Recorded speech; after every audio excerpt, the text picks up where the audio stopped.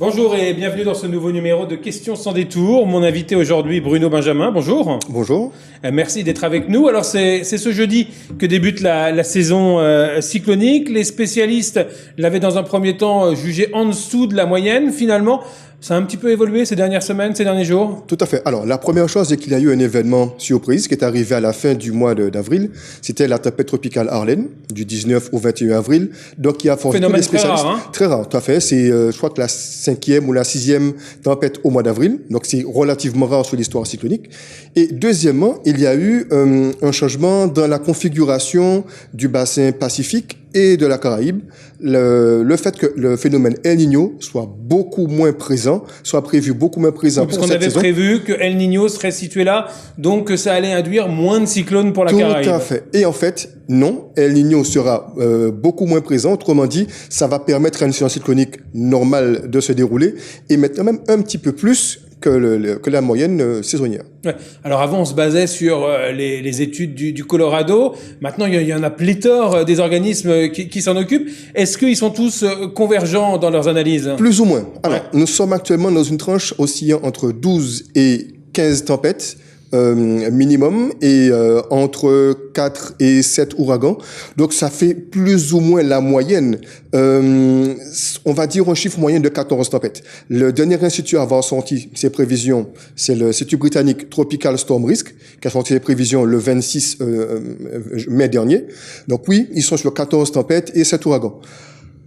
La NOAA, qui est l'organisme, le seul organisme officiel à sortir... Qui nous surveille d'ailleurs. Tout à fait. C'est l'organisme auquel appartient le National Hurricane Center. Donc la NOAA a sorti des prévisions avec une fourchette entre 11 et 17. La moyenne, c'est 14,5. Donc on est dans la moyenne. Tout à fait. Normale là. Voilà. Tout ce qui pourrait se passer. Alors, est-ce que c'est fiable? Ça a fait ses preuves jusqu'à présent et c'est même minoré par rapport à tout ce qui se déroule. Depuis maintenant 15 ans, il y a une vérification qui est faite à la fin de la saison, donc entre le 1er et le 7 décembre. Donc, il compare les prévisions qui sont faites au début de saison et les chiffres effectivement observés. Et systématiquement, il y a un phénomène en moins au minimum. Et il y a eu des années où il y a même eu bien plus que ce qui avait été prévu. Ouais. Alors, ce qui est important à savoir, c'est qu'il y a un phénomène qui est baptisé tempête. Là, on nous parle de 15. Concernant les ouragans majeurs, là, on en est où? On oscille entre 2 et 4 ouragans majeurs selon les instituts. C'est à partir de la catégorie 3. À partir de la catégorie 3, donc des vents supérieurs à 185 km/h. Donc, sur les phénomènes les plus sérieux, il y en a entre 2 et 4. Quelque chose d'important, ce sont des prévisions qui sont sur l'intégralité du bassin.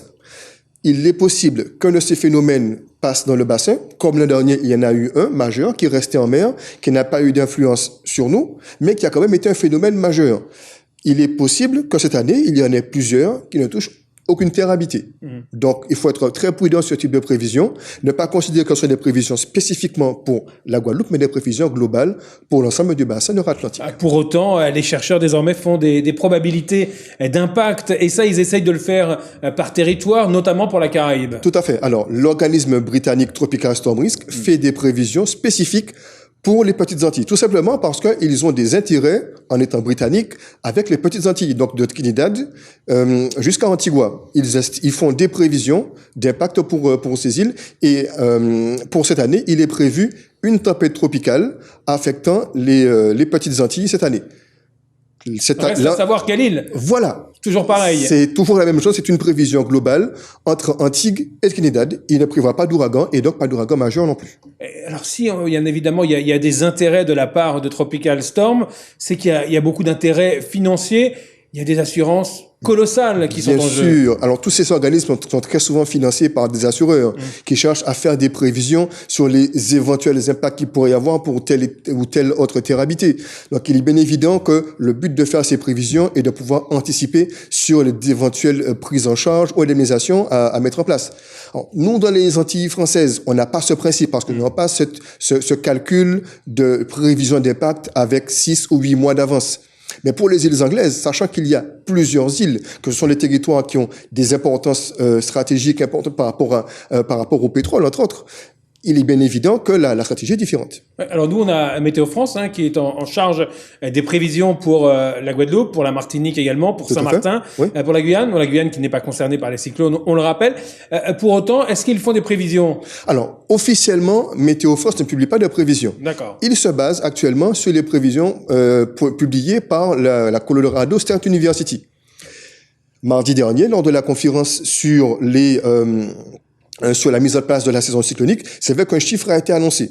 Il était de 11 tempêtes. Ce sont effectivement les chiffres qui étaient prévus au mois d'avril. Donc, ils vont être revus à la hausse, visiblement. Ils devraient être revus à la hausse. Je suppose qu'ils vont être revus à partir du 1er juin, puisque la prochaine vague de prévision de la Colorado State University aura lieu justement le 1er juin. Donc, il est possible que Météo France revoie les prévisions qu'ils vont annoncer au 1er juin avec les nouveaux chiffres de la Colorado State University. Ouais, ces chercheurs, ces spécialistes de la Colorado University, sur quoi ils se basent? Parce qu'on arrive aujourd'hui à des précisions incroyables. Alors, il y a 3 paramètres principaux. Premièrement, El Niño. C'est lui qui détermine le sens des vents, surtout dans le bassin Caraïbe et entre le Cap-Vert et les Petites Antilles. Vous avez la sécheresse dans le Sahel qui a des conséquences sur un 3e paramètre, la présence de sable dans l'atmosphère. Donc, ces 3 paramètres, sécheresse, El Niño et sable, sont les 3 éléments déterminants. Cumulé à un 4e, c'est la température en surface de la mer. Alors le sable, on en a beaucoup en ce moment. On a des brumes de sable très importantes. C'était la semaine dernière. Il va y en avoir encore cette semaine puisqu'elle devrait être de retour. Finalement, c'est une bonne nouvelle, ça, pour nous. Alors, c'est vrai que c'est gênant pour les personnes qui ont des soucis respiratoires. C'est vrai que ça renforce également les maladies oculaires, mais ça a pour ce qui nous concerne, je parlais de bonnes nouvelles. Bien sûr. Alors, la bonne nouvelle est que ça limite la formation cyclonique. Donc, plus il y a de sable dans l'atmosphère, plus ces phénomènes sont fréquents, moins il y a de cyclones. Maintenant, quelle va être l'influence du vent en sens contraire sans El Niño sur le sable? C'est ce qu'il va falloir étudier. Alors, les outils aussi sont impressionnants à la disposition de toutes ces équipes de chercheurs. Il y a d'abord le passé, l'histoire, et puis il y a les satellites. Tout à fait. Donc, des nouveaux satellites ont été lancés. Il y a le satellite GEOS 16 qui vient d'être lancé, qui permet d'avoir des visions plus fines et des estimations sur l'intensité d'un phénomène alors qu'il est encore en mer. Donc, tous ces outils technologiques permettent effectivement de pouvoir avancer. Il y a les moteurs, les moteurs de prévision qui sont de plus en plus poussés entre les moteurs américains, les moteurs européens, britanniques, canadiens, donc qui ont une capacité de prévision de plus en plus fine. Et il y a bien évidemment une statistique où on, se basant sur l'histoire de tout ce qui a été déjà observé en matière cyclonique, permet d'anticiper sur ce qui pourrait se produire. En annonçant une moyenne normale, entre guillemets, on est sûr de pas trop se tromper au final. Tout à fait. Ouais, c'est ça. Les autorités, en tout cas, vous l'avez rappelé, elles multiplient les messages de prévention ces derniers temps. On est très régulièrement en vigilance jaune. C'est plutôt une bonne chose. Il y a eu cette réunion préparatoire également en préfecture la semaine dernière.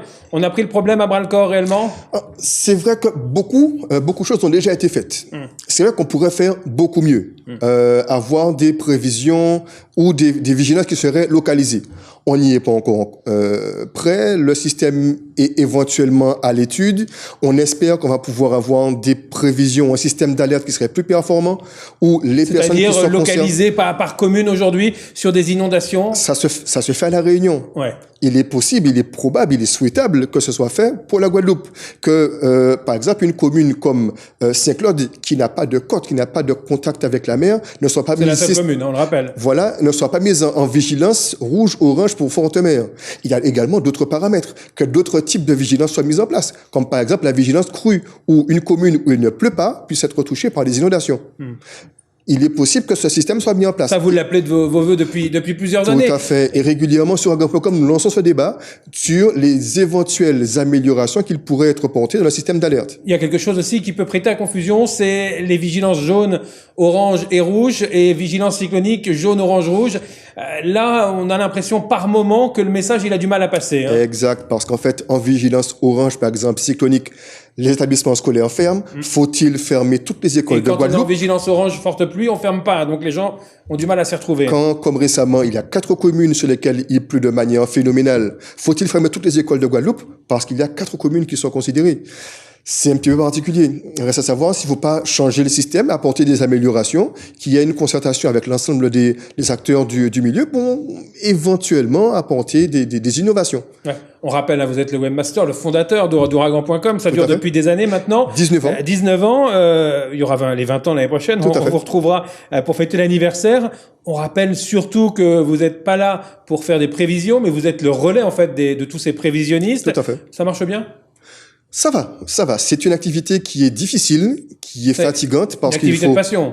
C'est une activité de passion où il faut dormir peu, il faut être réveillé tôt, pouvoir être là, comprendre les informations, toujours chercher à se former, toujours être à l'affût d'informations fiables, avoir les bonnes sources, savoir les trier, savoir également affirmer une position sans pour autant faire des prévisions par soi-même. Je ne suis pas prévisionniste. Beaucoup de personnes me consultent pour savoir s'il va pleuvoir dimanche.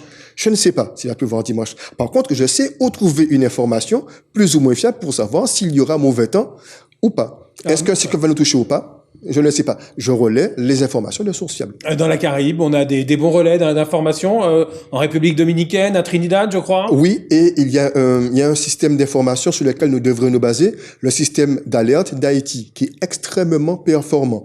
Certes, il n'y a pas encore de visibilité sur le terrain. Il y a un petit centre météo qui a été mis en place, hein, c'est ça? C'est exceptionnel.